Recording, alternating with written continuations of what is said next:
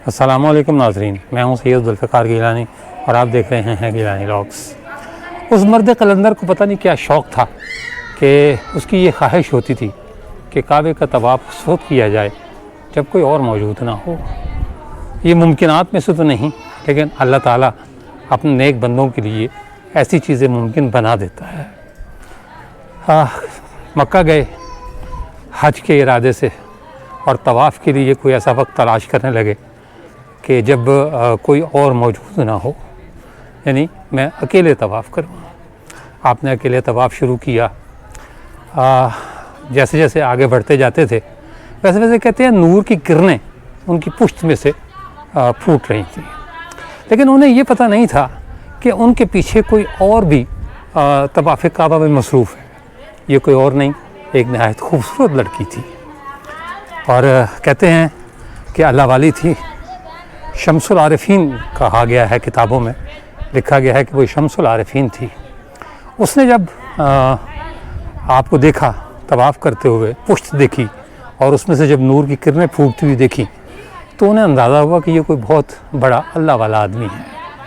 तो जब तवाफ़ पूरे हो गए, यानी 7 चक्कर पूरे हो गए, तो वो ख़ातून रुक कर उनके पास आईं और उन्होंने कहा कि क्या मैं आपका नाम पूछ सकती हूँ? उन्होंने कहा जी। उस लड़की ने आपसे पूछा आपका नाम क्या है? तो आपने फरमाया सदरुद्दीन। कहने लगी कहाँ के रहने वाले हैं? जवाब मिला मुल्तान के। तो उस लड़की ने कहा कि उसी मुल्तान के जो बहाउद्दीन ज़िक्रिया का मुल्तान है। तो आपने कहा जी मैं उसी मुल्तान का रहने वाला हूँ। न सिर्फ उस मुल्तान का रहने वाला हूँ बल्कि मैं उनका साहबज़ादा हूँ। वो लड़की कोई और नहीं थी, वो फ़रगाना की शहज़ादी थी जिनका नाम था बीबी रास्ती। उन्होंने पूछा आपकी शादी हो चुकी है? उन्होंने कहा नहीं।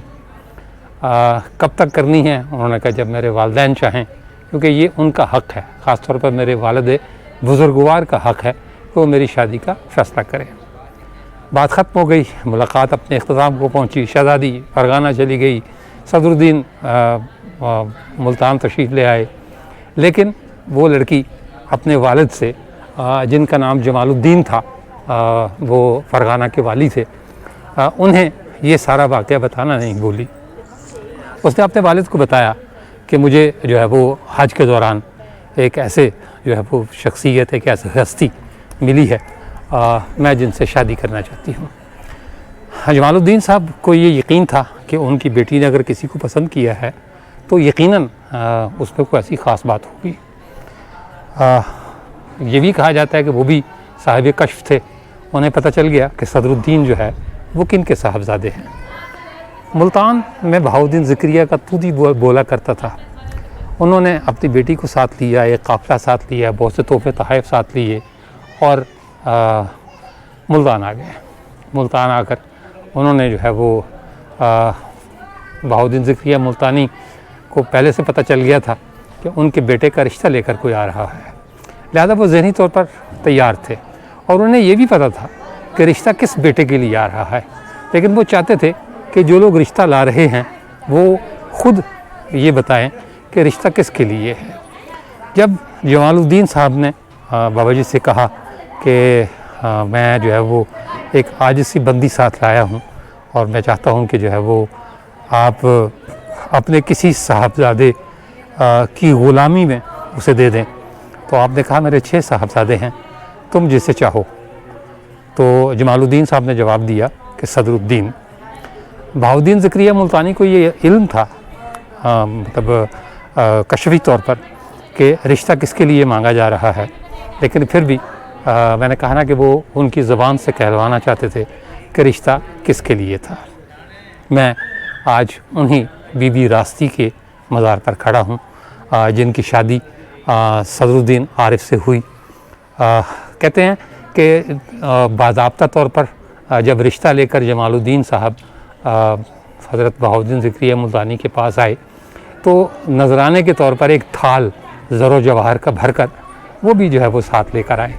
रस्म हुआ करती थी, आज भी रस्म है कि जब जो है वो शादी के लिए जाते हैं तो लोग जो है मिठाई भी ले जाते हैं और भी चीज़ें ले जाते हैं।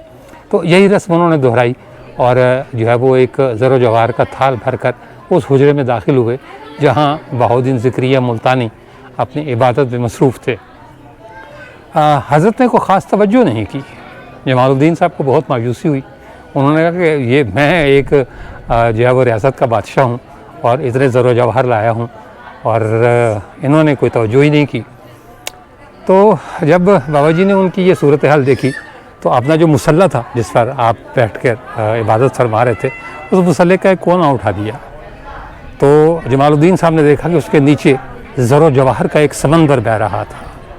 लाल, याकूत, मरजान, अकीक, जितने भी कीमती पत्थर थे, ऐसा लगता था जैसे समंदर है।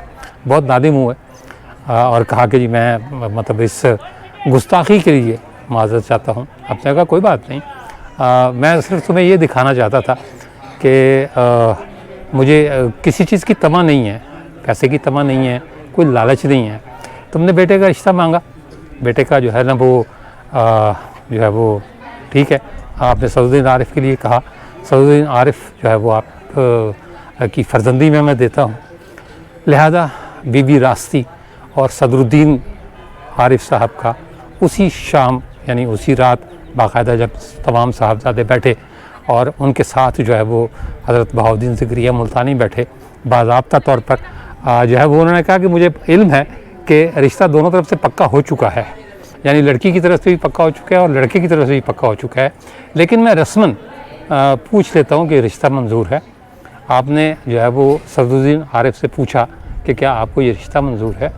तो कहा यह जाता है कि सदरुद्दीन आरिफ साहब ने फरमाया कि जी मुझे ये रिश्ता मंजूर है। उसी रात निकाह कर दिया गया और बीबी रास्ती सदरुद्दीन आरिफ की अहलिया मोहतरमा बन गई।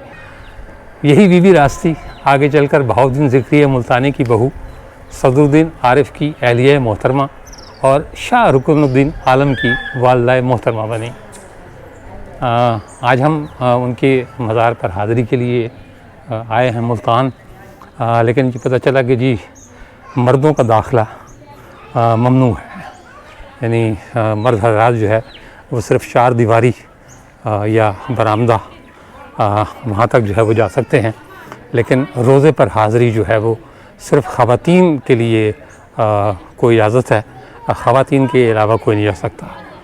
तो रोज़े का बैरूनी मंज़र मैं दिखा देता हूँ। ये रोज़े का बैरूनी मंज़र है।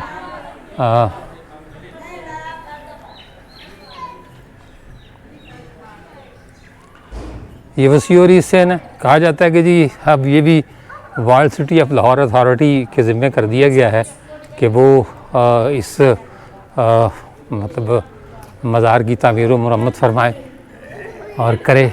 तो लाहौर सिटी वर्ल्ड अथॉरिटी अब मेरा ख़्याल है पूरे पाकिस्तान की नुमाइंदगी करेगी और पूरे पाकिस्तान के जितने भी मज़ारात हैं या इस तरह की चीज़ें, क्योंकि नूर जहाँ का मकबरा जो है वो भी world city of Lahore authority उसका मतलब जो चार्ज है वो उसे दिया जा चुका है। पिछले दिनों उसकी एक दीवार भी गिर गई थी, देखें वो दीवार कब बनती है। तो जहाँ तक मुझे इजाज़त थी वहाँ तक मैंने आपको दिखा दिया, इसके आगे चूँकि इजाज़त नहीं है लिहाजा माज़रत। मज़ार से रुखसत लेने से पहले मैं एक बात ये बता दूँ कि ये पाक माई का कब्रिस्तान कहलाता है। इन्हें बीवी पाक दामन भी कहा जाता है। माई रास्ती तो इनका नाम था। और ये मज़ार जो रिवायतों में है वो ये है कि ये ऐन उसी जगह बनाया गया है जहाँ हज़रत बहाउद्दीन ज़िक्रिया मुल्तानी ने अपने साहबजादों के साथ वाली फ़रगाना जमालुद्दीन और उनके साथ आने वाले काफ़िले का इस्तक़बाल किया था। और यही वो जगह थी जहाँ बाबा जी जो है वो अपनी होने वाली बहू से मिले थे, होने वाले समधी से मिले थे, और उसके बाद फिर मज़ार भी यहीं बनाया गया। चारों तरफ कब्रिस्तान है जिसे जो है वो आम तौर पर पाक माई का कब्रिस्तान कहा जाता है।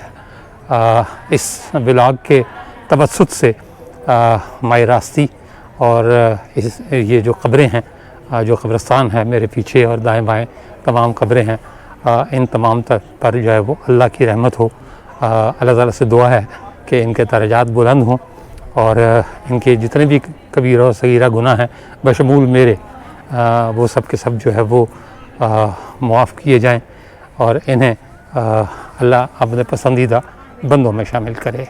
इस मज़ार के तवस्सुत से, इस मज़ार के मकीन उनके तवस्सुत से, इनके बुज़ुर्गों के तवस्सुत से, और जो है वो मुल्तान को वैसे भी जो है वो औलिया का शहर कहा जाता है, उन तमाम औलिया के तवस्सुत से अल्लाह ताला इन सब की मग़फ़िरत फरमाए बशमूल मेरे। इसके साथ ही इजाज़त दीजिए, इंशाअल्लाह ताला अगले ब्लॉग में दोबारा मुलाकात होगी। तब तक के लिए अल्लाह हाफ़िज़।